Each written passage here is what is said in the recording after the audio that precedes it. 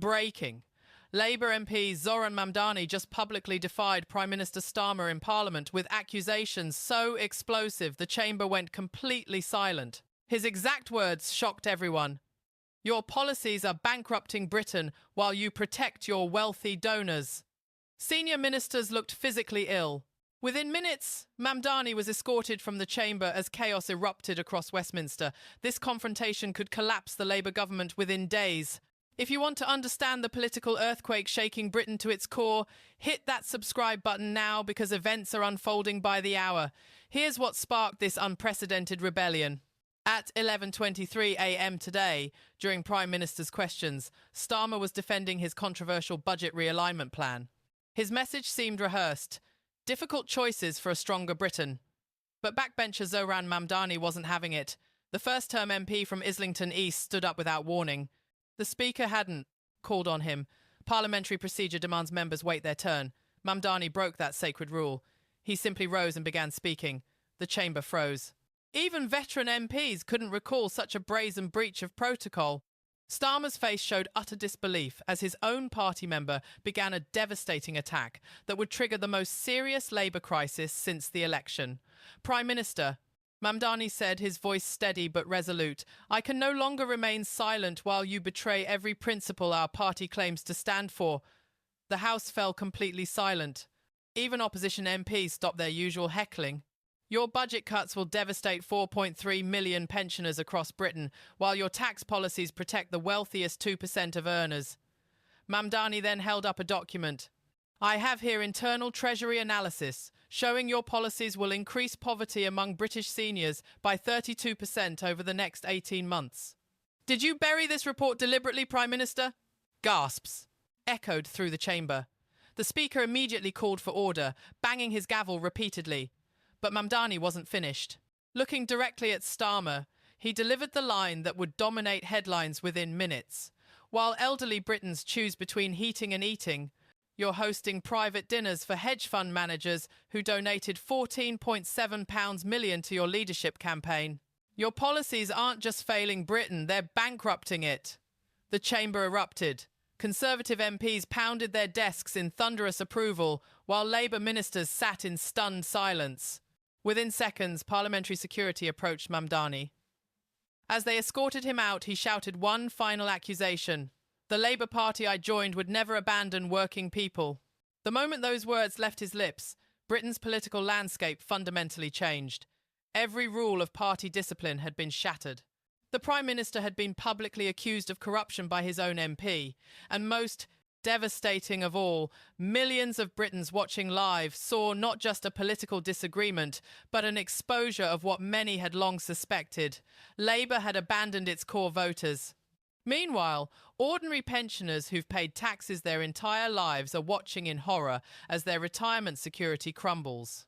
Margaret Wilson, a 73-year-old former NHS nurse from Manchester, faces impossible choices. "I worked for the National Health Service for 42 years, she told reporters outside her modest flat. "Now I can only afford to heat one room of my home. Her monthly pension covers barely 2/3 of her essential expenses. I believed Labour would protect people like me. I was wrong." Her voice broke as she described selling family heirlooms to pay for medications. While vulnerable seniors like Margaret struggle, the contrast with those benefiting from Starmer's policies couldn't be more stark. City bankers celebrated the government's financial services deregulation package with champagne, parties in Canary Wharf. Images of these celebrations leaked online, showing executives toasting their friend in Downing Street. We're talking about people earning £700,000 annually, receiving tax breaks worth £42,000 per person, while pensioners lose winter fuel allowances worth just £300. The contrast is so grotesque, so fundamentally unjust, that even lifelong Labour voters are abandoning the party. Barbara Thompson, who's voted Labour since 1966, burned her membership card on TikTok. Her video reached 1.8 million views, with thousands commenting they'd do the same. Across Britain's working-class communities, the sentiment is clear. They've forgotten who they represent. Then something unprecedented happened that shocked political observers nationwide. Just hours after Mamdani's explosive intervention, former Labour Prime Minister Gordon Brown broke his long-standing policy of public silence on current politics. At an economic forum in Edinburgh, Brown delivered a thinly veiled rebuke that sent shockwaves through the party. When Labour disconnects from ordinary working people, he stated with visible emotion, it betrays not just its history but its very purpose for existing. Though he never mentioned Starmer by name, Brown's message was unmistakable. Leaders who forget that poverty is a political choice, not an economic necessity, have forgotten why Labour was founded in the first place. Palace insiders reveal Brown had contacted Starmer privately 3 times in recent weeks, warning about the political and moral consequences of the budget. All 3 calls went unreturned. The relationship has completely broken down, confirmed a senior advisor to Brown who requested anonymity. Gordon believes this government has abandoned Labour's core mission. The optics are devastating for Starmer, a respected former Labour Prime Minister, effectively siding with Mamdani's criticism. Government insiders confirm Brown's intervention broke 15 years of precedent for how former Prime Ministers handle their successors. This isn't just criticism, noted political analyst Dr. Sarah Jenkins. This is Gordon Brown essentially telling voters that Starmer's Labour isn't the real Labour. The intervention's timing couldn't be worse for Downing Street, as cabinet unity was already fracturing. The economic impact was immediate and severe. Financial markets that had been nervously watching Britain's political stability reacted within minutes. The pound sterling dropped 3.2% against the dollar, its largest single-day decline since the 2022 mini-budget crisis. Investment firm Goldman Sachs downgraded UK government bonds, citing unprecedented political uncertainty within the governing party. Labour's internal polling, leaked to The Guardian, showed support collapsing across traditional strongholds. Their overall approval rating plummeted from 48% to 37% in just 24 hours. Conservative leader Robert Jenrick seized the opportunity, calling for an immediate confidence vote. A government at war with itself cannot govern Britain, he declared to cheering supporters outside Parliament. Social media erupted with the hashtag number Labour betrayal, trending globally for 36 straight hours. Over 8.6 million tweets mention Mamdani's confrontation, with 71% expressing support for his stance against the government.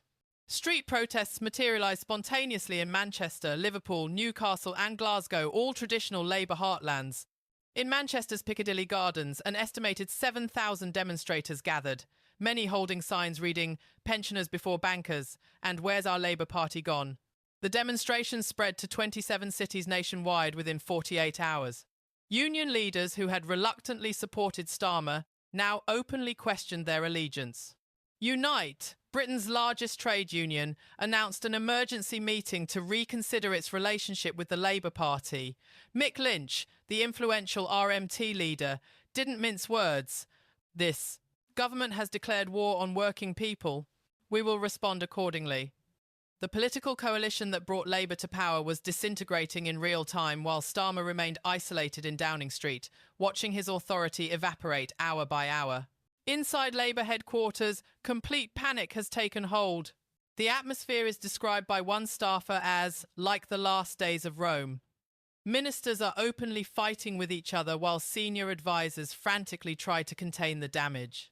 Work and Pensions Secretary Jonathan Ashworth was overheard shouting, "We told you this would happen," during an emergency cabinet meeting.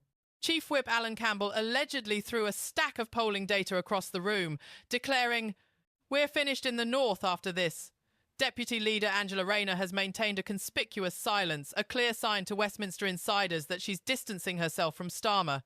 3 junior ministers have already submitted resignation letters, though. Downing Street is desperately trying to prevent their public release. WhatsApp groups with names like Labour Survival and Post-Starmer Planning are buzzing with messages between MPs plotting their next moves. The question isn't if there will be a leadership challenge, but when.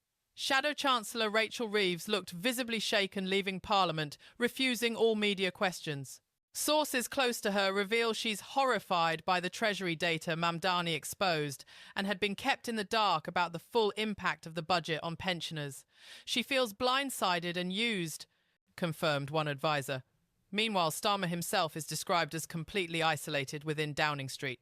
During an emergency strategy meeting at 2:30 a.m., Witnesses say he stared blankly at briefing papers while advisors argued around him. It was like watching someone in shock, one attendee revealed. He kept repeating, "We're doing the right thing," while the polling numbers showing electoral disaster sat right in front of him. The cabinet is fracturing into competing factions, one backing Starmer's austere approach, another pushing for immediate policy reversal, and a third quietly preparing for his replacement. But here's the bombshell that could destroy Starmer's career permanently. Secret recordings from a private dinner with financial executives at Claridge's hotel have been leaked to multiple news outlets. In these recordings, which the Telegraph has verified as authentic, Starmer can be heard making promises that directly contradict his public positions. "Once we're through this budget cycle, we can implement the deeper financial reforms you've been advocating," Starmer allegedly told attendees representing major investment firms. "The public messaging is unfortunately necessary, but your priorities are our priorities. If these recordings show what sources claim, then Starmer didn't just mislead voters. He actively plotted to implement policies benefiting wealthy donors, while publicly claiming to represent working people. Think about what that means for British democracy. The Prime Minister potentially engaged in a calculated deception of the electorate." Multiple sources confirm the dinner took place on October 7th, just 11 days before the budget announcement. The guest list allegedly included executives from 3 hedge funds that collectively donated £8.2 million to Labour in the last election cycle. Former Labour Home Secretary Diane Abbott didn't mince words. "If these recordings are genuine, this is corruption, plain and simple." The Treasury Select Committee has already announced an emergency session to investigate the allegations. Legal experts suggest the revelations could trigger ethics investigations beyond the political damage. The optics would be absolutely catastrophic. A Labour Prime Minister secretly assuring wealthy donors their interests would be protected while implementing policies harming the party's traditional supporters. Meanwhile, Zohran Mamdani is emerging as an unexpected champion for traditional Labour values. While Starmer hunkers down in Downing Street, Mamdani has embarked on a lightning tour of working-class communities hit hardest by the budget cuts. In Barnsley, South Yorkshire, over 4,000 people gathered in the rain to hear him speak. "Today's Labour Party has forgotten who built it, who sustained it, and who it exists to serve," he declared to thunderous applause. While Starmer struggles to control his fragmenting party, Mamdani appears increasingly confident and principled. "Politics should be about improving people's lives, not managing their decline," he told supporters in Wigan. The polls tell an extraordinary story. A YouGov survey shows 68% of traditional Labour voters believe Mamdani represents true Labour values compared to just 24% for Starmer. Even more shocking, when asked who would make a better Prime Minister, Mamdani scores 41% against Starmer's 37% among all voters, an astonishing result for a first-term backbencher. For the first time since Labour's election victory, the party faces an existential identity crisis. "We're witnessing a battle for Labour's soul," explains political scientist Professor Martin Lawrence.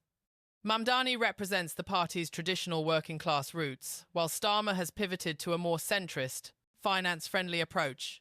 As parliamentary arithmetic tightens with each resignation, Starmer's majority looks increasingly precarious. Just 7 more defections would leave him unable to pass legislation without opposition support. This political earthquake has transformed a little-known backbencher into a serious contender for Labour leadership in just 72 hours. The next 48 hours are critical for Britain's future. Parliament reconvenes tomorrow for an emergency debate on pensioner poverty. Labour whips are frantically calling MPs, begging for loyalty. Treasury officials are working through the night, recalculating budget impacts. Market analysts warn of further sterling collapse if government stability deteriorates. Britain is watching its governing party fracture in real time. The question is no longer whether Starmer misjudged his budget strategy. It's whether the Labour Party itself can survive this civil war intact. Not since the SDP split in 1981 has Labour faced such a fundamental existential threat. This crisis will be studied for decades as the moment when British left-wing politics faced its greatest modern test. At its epicentre stands Keir Starmer, who looks increasingly isolated, defensive, and politically wounded beyond recovery. Whatever happens next will reshape British politics for a generation. Senior Labour figures warn of irreparable damage to the party's relationship with its traditional voter base. Meanwhile, Mamdani continues building a movement with astonishing speed, drawing crowds that haven't been seen since the early days of Jeremy Corbyn's leadership. The contrast couldn't be more striking: a Prime Minister barricaded in Downing Street versus an energised MP connecting directly with voters across Britain. So here's the question that matters. Has Starmer already lost control of the Labour Party? Did Mamdani just trigger a full-scale rebellion that will force a leadership contest within weeks? Or will party discipline ultimately prevail, forcing rebel MPs back into line? What do you think? Has Labour abandoned its working-class roots permanently, or is this crisis the shock needed to return the party to its founding principles? Drop your thoughts in the comments below. We read every single one. And if this political earthquake shocked you as much as it shocked us, share this video with everyone who needs to understand the battle for Labour's soul happening right now. The mainstream media won't tell you the full truth about the forces pulling Labour apart, but we will.